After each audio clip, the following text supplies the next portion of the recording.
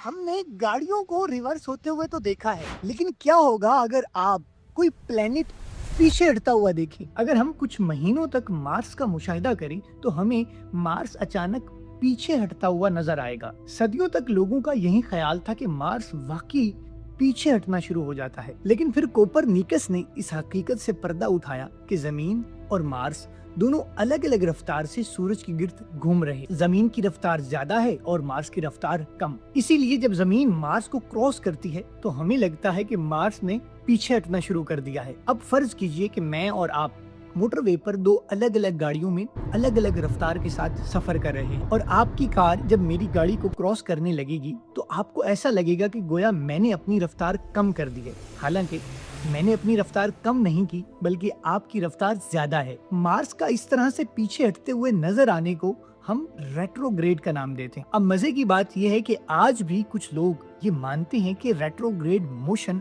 हमारी जिंदगी पर असर डालती। अब आप ही बताइए कि लाखों किलोमीटर दूर कोई प्लेनेट हमारी जिंदगी पर किस तरह से असर अंदाज हो सकता है। स्पेस साइंस से जुड़े रहने के लिए फॉलो कीजिए।